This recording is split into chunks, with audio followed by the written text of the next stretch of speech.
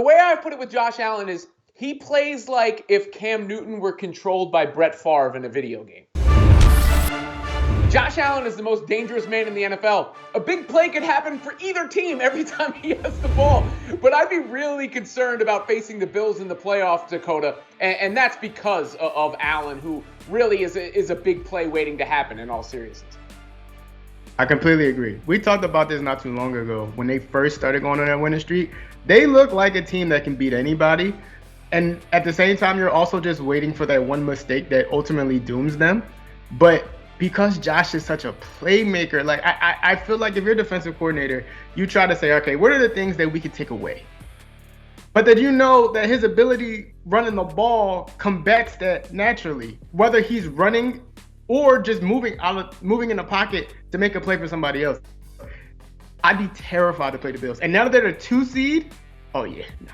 I would never want to play them. Absolutely not. You know, Bills Mafia is riled up. The way I put it with Josh Allen is he plays like if Cam Newton were controlled by Brett Favre in a video game. I can see that. He has all the physical traits, and then a gunslinger mentality. Yeah, that's a fair comparison. Speaking of quarterbacks, Jordan Love has led Green Bay to the postseason. So, Robin, did the Packers make the right decision of coming off of Aaron Rodgers? Absolutely. I mean, how could you argue otherwise right now? You look at Aaron Rodgers making headlines for what he's saying about Jimmy Kimmel, not what he's doing on the football field for the Jets after tearing his Achilles.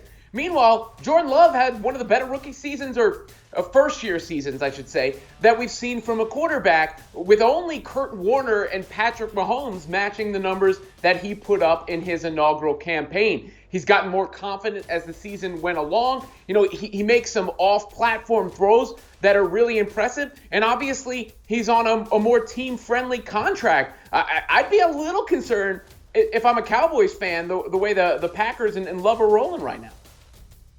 Yeah, I first of all, I can't believe I'm agreeing with you twice. But yes, I think they made the right decision just off their strength that at some point you were going to have to see what was next. Like, Rodgers was never going to play forever. And Love was going to be the future at some point. And you had to see, is he worth what we expect him to be? And he is. He's led them to the postseason. I think they're in a great spot where the expectations are low to where if they fail, nobody's like, throwing a fit. It's just like, oh, okay, well, like the future still seems to be bright. So for Green Bay, well done. Yeah, I mean, they exceeded expectations. They're young. And I'm not going to say he's a Hall of Famer yet, obviously. But how lucky are Packers fans to go from Brett Favre to Aaron Rodgers and to now Jordan Love, who is at least very good. Matt Stafford, also a very good quarterback, won the Super Bowl when he got to the Rams. He's taking on his former team, which might be the most juicy storyline of the opening weekend of the NFL playoffs. I think the Rams are the sleepers in the NFC, given their pedigree, and I believe the Lions are on upset alert. Yes, I do think they're on upset alert. I think the Lions can absolutely win this game if the head coach does not let his arrogance get the best of him.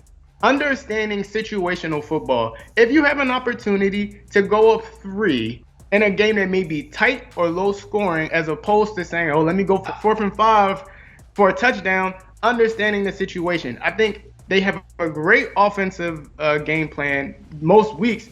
If they just stick to what they need to do and understand situational football, Detroit can win this game, especially since they're playing at home. I'm reporting the Lions as eligible for being upset. Well, speaking of upset, I'm upset. I'm very, very upset. The Eagles look like a disaster. And as the Eagles fans, the number one Eagles fan at Sports Illustrated, I must say, this is not good. Are they in danger against the Bucs and Baker? No, I didn't say danger. They're going to lose. I have no faith at all that they're going to go to Tampa and win that game.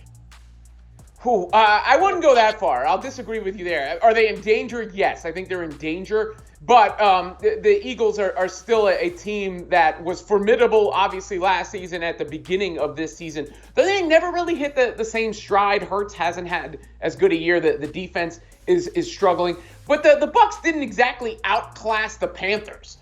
So you're talking about a very, very weak division that was won by Tampa. It's been a nice story what Baker Mayfield has done, but I'd still pick the Eagles in this particular game. I'm just not picking them to represent the NFC. I just watched Philly lose to the Cardinals and the Giants. At least Tampa won their division. They just lost to two lowly teams, and the constant in both of those games is that the defense is absolutely atrocious. You have analysts going on Twitter, well, X, breaking down the fact that the defense has absolutely no idea what they're doing based off what the call is. And that's a coaching issue. That's an execution issue. The Bucs offense has playmakers. You still got to deal with Baker. You still got to deal with Mike Evans. So no, I have no faith at all. And if you've lost 5 out of 6, you're not even playing with confidence. Much like the Eagles, I don't have a defense for that.